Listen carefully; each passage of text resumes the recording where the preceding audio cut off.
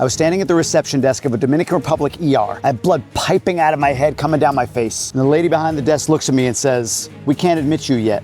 That's no exaggeration. I mean, this is the situation. I was bleeding, I was hurt, and everything at the ER came to a grinding halt because of the process. I mean, it was a nightmare, but it was the most recent reminder of how the medical system here actually works. And it's probably not what you think. So today I'm breaking down the 5 things you absolutely must know before you get sick or injured living or traveling here in the Dominican Republic. Starting with the first question they asked me, which was not, "Are you okay?" But instead it was point 1, "I need to see your insurance." If you followed me for a while, I've said this and I'll say it again. Get local insurance. If you're traveling here, buy travel insurance. Imagine I have a rag on my head that's soaked in blood. There's a room full of people who are there for regular appointments at this particular clinic, and they just start the process. The insurance and then the payment and all of this. So one hand that I have to reach into my wallet and find my Humano card. So imagine if I didn't have any. Imagine if I didn't have local insurance or a travel insurance plan that I could show them within a minute or so. You think it would be like, okay, all right, we'll get to that later, but probably not. The system here works on, are we going to get paid? And I don't lament that. You just have to know that. It's a reality. Before people go like, oh my God, I could never exist in that.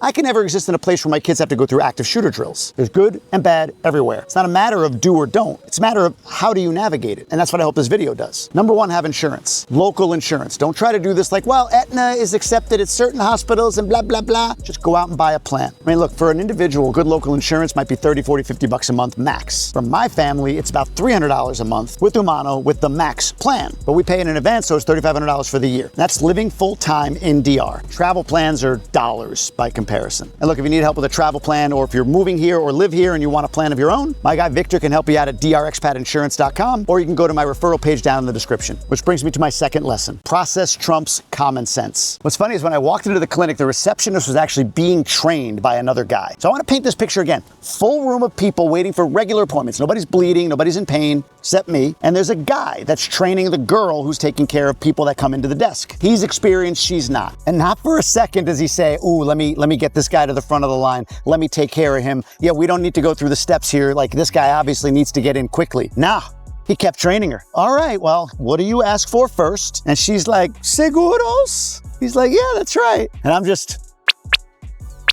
And then it was like, okay, sir, now you need to make payment over here. And the lady who was taking payment kind of looked back over and said something I didn't quite understand, which I think might have been like, yeah, just get him taken care of. So back to my lady with the guy training her, and they both agree, okay, sir, have a seat. We'll call you when we're ready. At this point, I used a word I've never used other than messing around with my wife sometimes. And that word was Ahoramismo. I don't even know how I said it. I just know it came out. It was like, get me in the damn room right now with a doctor. I'm bleeding. I heard the curtain swipe open. I think the doctor heard all this going on outside. I was like, no, okay, come on. Come on in, let's get this taken care of. But the lesson on this one is you need to be your own advocate. You need to say something. Now here's the deal. Dominicans are the kindest people that you'll ever meet. I can give you story after story of a stranger pulling over to help me push my car out of my driveway, or a family on Christmas Day allowing us to pull into their house when we blew out 2 tires way out in the middle of nowhere Higuay. But when the interaction comes from like customer to vendor, like person in their job to regular person, the process rules all. And there's good reason for it. I don't blame them. Number 1, education is one of the things that DR needs to improve on. And most of these folks at the front desk, they're not highly educated. And number 2 is there is a culture, not saying at this hospital or clinic, where if you screw up as an employee, you can be just let go and they'll bring in the next person. Or even maybe they'll dock your pay, which I don't even know if is legal, but employers will do it. So if you think about it from her perspective, she just wants to feed her family. In an hour or 2 hours or 3 days, if I went in, got inside, and no payment was ever made for my cut on my head, she loses her job. So again, doesn't make it right, but I understand at least where it's coming from, and I'm explaining that to all of you so that if you're not familiar with the medical system here, you understand you just need to snap them back to the beautiful humanity that is the Dominican person. Will it absolutely work? I don't know, but you better sure damn try. So I finally get in, they take a look at my head. Thankfully, no stitches, no glue, no nothing needed. It was just kind of a deep gash that just bled a lot because it's your head. So more scary than real, but it was long. I mean, you saw the image, we'll pop it up again. I mean, it wasn't a short cut, it was pretty long. And if you're wondering how I did it, here's the actual machine that I was leaning over just to change the weight stack. And I hit this bolt right here. Something you do all the damn time. And just the way I leaned, the way I went, I just kind of like scraped by it and just sliced my head open. Blah.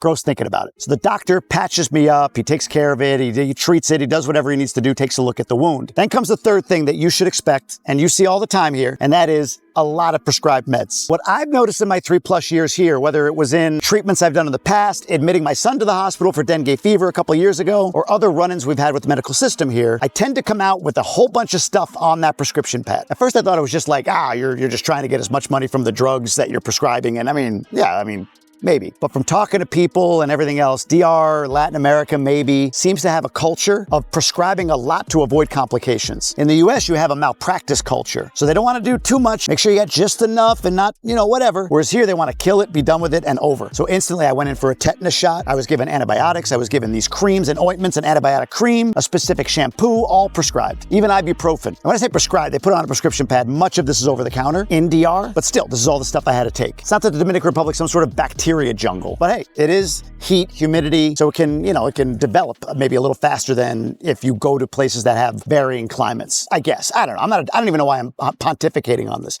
Not a doctor. I hate the sight of blood. I couldn't even look at it when it first happened at the gym. But my advice would be take the meds, don't skip them. Unless you have a different doctor, kind of that knows you better, differentiating on, you don't need this and this, just take that. Cool, but I'd highly suggest following the doctor's orders here. I found our doctors to all be very, very highly competent, no issues whatsoever. Now this brings me to my fourth point about medical care if you're going to live or travel here to the Dominican Republic, especially live here. You need to build a medical network. This is a small country. The person you need is one person away. It's not 6 degrees of separation, it's 2. So the more you network here, whether it's for medical, for business, for finding vendors to work on your home even, the more you network, the better it's going to be for you overall. You're going to get the best vendors, you're going to get the best doctors, you're going to get the best care. We had a woman in our DR inner circle who came down here with her son and he gashed his knee pretty bad, like 11 o'clock at night. Because she's in the inner circle, she dropped a note in the Facebook group or the WhatsApp, I can't remember. I saw it and I instantly sent a text to the owner of a private clinic locally. 11 o'clock at night on a Friday. He asked for photos of the wound. The lady sent them to me. I sent them to this doctor and he said, hey, I called the clinic. They're waiting for her. Tell her to go in, get that stitched up. We'll make sure it's all taken care of. And she did at like midnight or whatever it was. She took her son to the clinic and got it all taken care of. My son had a dental implant, like a retainer thing that was like cemented into the back parts of his teeth. And one of them popped off on a Saturday night, like 11 o'clock. One text to one person who knew the dentist got us into Cortecito, which is north of Punta Cana, to find a dentist who took care of popping the rest of it out because it wouldn't come out unless we just took his tooth with it. Get to know people, get the contacts, get them in WhatsApp. Your network is everything, for medical or for not. I'll say it this way. Our network has been everything for me and my family when we have emergencies. If you come in as an outsider into the system, you're going to get run-of-the-mill. But if you're an insider, it's world-class treatment. World-class, I mean that, in the private system. Before I go to number 5, I'll just pause real quick on a couple of things. One, I am speaking of the private system, like I said. Public system needs a lot of work. I would acknowledge that openly. I have acknowledged that openly. It's the same with education. Private education, great.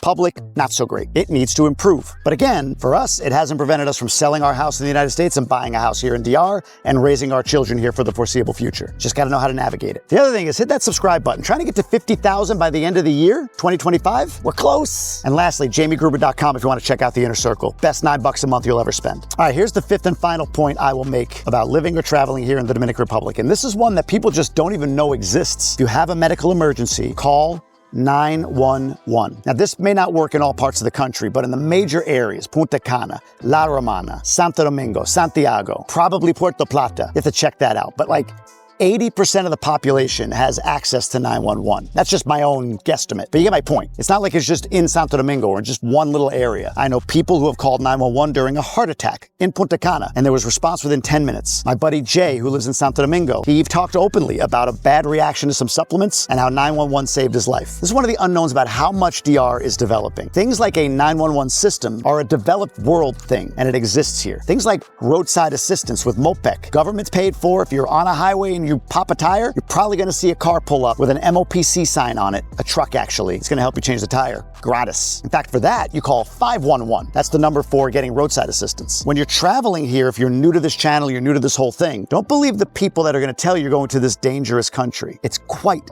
the opposite. Someone right now is commenting that I'm wrong. What I'd like for them to do is unsubscribe and go away. They either don't live here, haven't lived here in a long time, or when they do come here, where their family or friends or whoever they come to visit lives is not a good area. And if you need me to admit that a country may have areas that are not good, well, yeah, dummy. But where you're going to come to People watching this video where you're gonna move to, it's safe. With common sense applied, of course. Nothing more, nothing less than the common sense you would apply in the United States. But 911, that's your lifeline. There have been stories of people on resorts that are sick all day and the resort doesn't respond. Again, the customer service part. I have a job, I lose my humanity, and therefore I don't react as quickly as I might if I wasn't at my job right now. So you, instead, just call 911. Get somebody to your resort, to your Airbnb, to your house, and get yourself in for treatment. Now, for some people, they would say, see, this is exactly why I would never live there, and I completely get it. In fact, if this just confirmed why not to move here, then good. That's a positive thing. It's giving you the out that you may have been looking for. But I was talking to another creator who had a bit of a medical issue when she first moved here with one of her kids, and she had to go an hour to a hospital because she chose to live in a more remote area. And she said it really well. She's like, man, that night was scary. We had to message somebody, and then eventually we got the pediatrician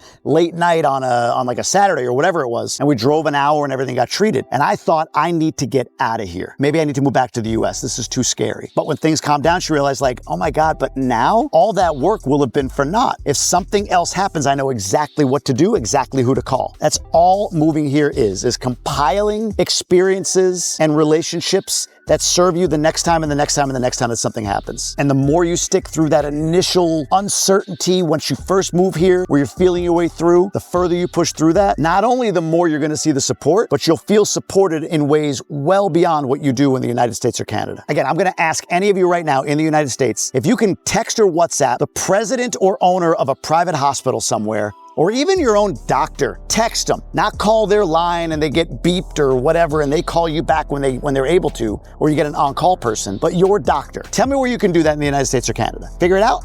You can't, but here you can. That's one of the perks I find of living here, the connectedness of people. Now, with all this said, I believe if you're going to move here, Punta Cana is the absolute best place for you to do that for 5 different reasons, whether you're retiring or moving, and I laid them out right here for you. Just tap that video, take a look. Let me know your thoughts down in the comments, and I'll see you all on the next one.